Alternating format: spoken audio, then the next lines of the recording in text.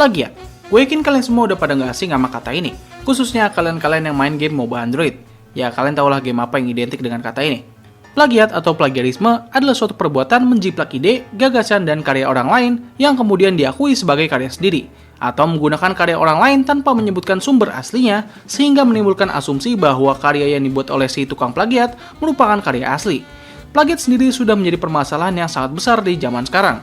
Banyak banget kasus-kasus yang berhubungan dengan plagiat di luar sana, dan biasanya kasus plagiat ini bisa sampai ke jalur hukum hingga pidana. Banyak sekali bentuk-bentuk dari plagiat, mulai dari meniru sebuah pekerjaan seseorang hingga karya dan ide orang lain. Lalu tindakan apa sih yang bisa dilakukan oleh sang kreator asli kepada para plagiat ini? Well, beberapa ada yang membiarkannya saja karena menurutnya si plagiat ini tidak terlalu merugikannya, yang mana kasus ini sangat jarang banget terjadi. Dan yang paling sering adalah sang kreator asli akan melaporkan sang plagiat ini ke jalur hukum. Selain kedua itu, ada cara unik lain yang bisa dilakukan oleh sang kreator asli kepada si tukang plagiat. Dan cara unik ini dilakukan oleh sang kreator Amazing World of Gumball. Lebih tepatnya, mereka membuat episode khusus yang merosting kartun tiruan mereka. Episodenya sendiri berjudul Copycats.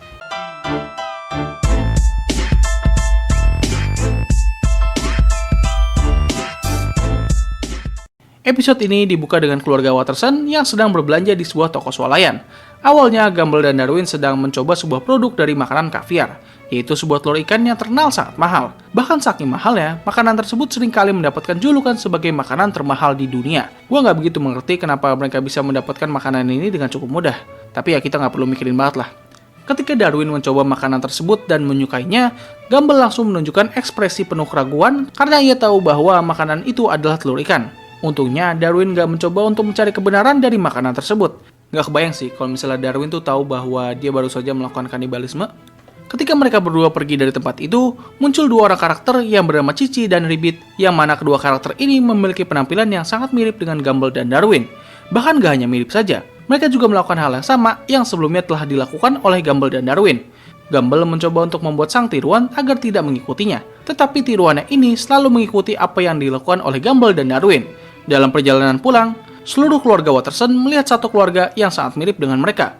Kedua keluarga ini saling menatap satu sama lain hingga keluarga Watterson menabrak pos keamanan. Ketika sampai di rumah, mereka segera mencari tahu siapakah keluarga tiruan ini. Dan akhirnya mereka menemukan bahwa keluarga ini memiliki sebuah website khusus, dan mereka menamai dirinya sebagai The Incredible World of Cici. Dalam website tersebut, tertulis berbagai deskripsi mengenai sifat-sifat dari karakter yang ada di keluarga Cici. Semua karakter tersebut memiliki kemiripan yang sangat persis dengan keluarga Watterson. Tapi bedanya, mereka tidak memiliki versi Anais. Alasannya sendiri adalah karena wanita tidak memiliki hak untuk berada di masyarakat. Wow, sungguh kejam sih. Selain memiliki penampilan yang sangat mirip, keluarga tiruan ini juga mengikuti semua hal yang telah dilakukan oleh keluarga Watterson. Hingga ketika mereka saling berhadapan di depan rumah, setiap anggota keluarga berhadapan dengan doppelganger mereka. Kecuali Anais karena ia tidak memiliki saingannya. Pertarungan tersebut berakhir imbang karena mereka saling mengeluarkan gerakan yang sama persis. Pada akhirnya, keluarga Watterson mencoba untuk mengubah tampilan dari tiruan mereka, sambil bernyanyi yang berisikan pesan untuk bisa tampil original.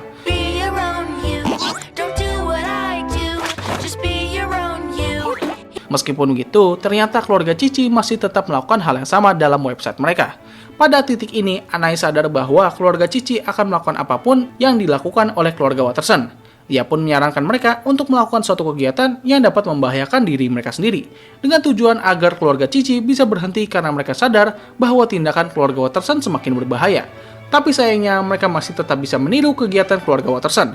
Gumball yang sudah muak akhirnya memutuskan untuk mengambil langkah terakhir, yaitu ia bersama dengan keluarganya membawa mobil tangki bensin yang telah bocor dan apinya mulai merembet ke tangki tersebut, sambil menuju sebuah konstruksi jalan yang entah sampai kapan jalanan tersebut bisa selesai. Berkat Anais, mereka berhasil selamat dan melepaskan tangki bensin, dengan begitu mereka dapat berhenti di ujung jalan. Sementara keluarga Cici yang tidak memiliki anggota keluarga yang waras untuk bisa menyelamatkan mereka, akhirnya terjun ke bawah jembatan. Ketika sampai di rumah, Gumball menemukan bahwa kini website dari keluarga Cici telah hilang. Episode ini ditutup dengan suara Gumball dan Darwin yang tiba-tiba berubah. Dari informasi yang gue dapat, adegan ini merujuk kepada perubahan dari voice aktor Gumball dan Darwin, karena voice aktor utama mereka telah menginjak pubertas. Dan kalian semua tahulah apa yang terjadi ketika kita pubertas. I guess they're too messed up to be on TV now. Yeah, as if anyone else could do what I do. So ya, episode ini merupakan salah satu episode yang paling fenomenal yang ada di serial Gumball. Pendekatan mereka dalam menghadapi si tukang plagiat itu sangatlah kreatif. Oh ya, gue belum sempat menyebutkan.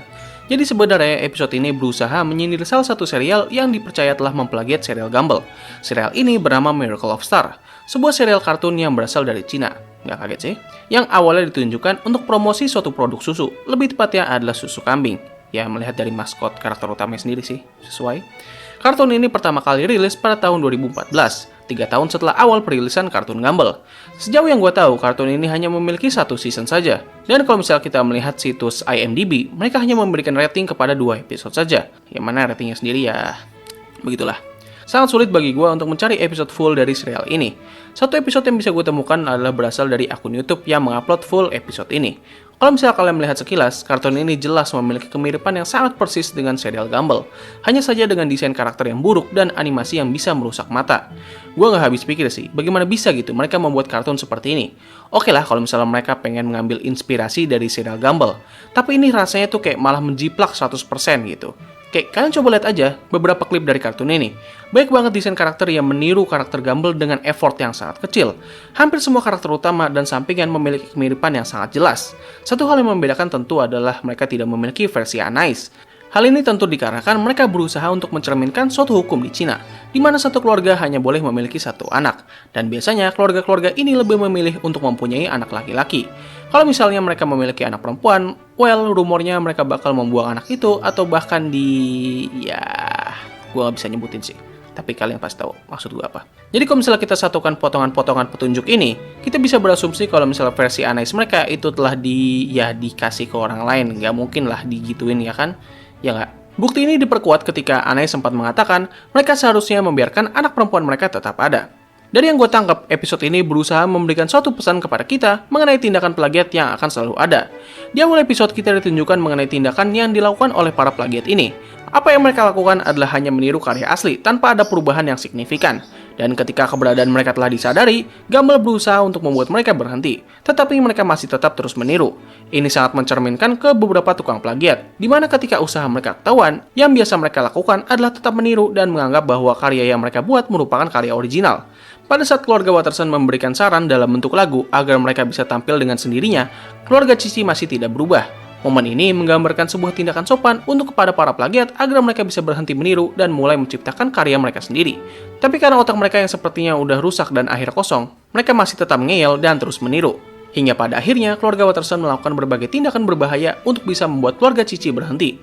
Momen ini menggambarkan banyak hal, mulai dari masyarakat yang akhirnya sadar bahwa si tukang plagiat merupakan sang penipu, hingga sang kreator asli akan membawa si tukang plagiat ke jalur hukum. Intinya pada tahap ini, reputasi mereka akan segera hancur. Kalau andaikan keluarga Cici masih memiliki versi Anais mereka, pastinya Anais mereka akan memberikan saran agar mereka menghentikan tindakan mereka.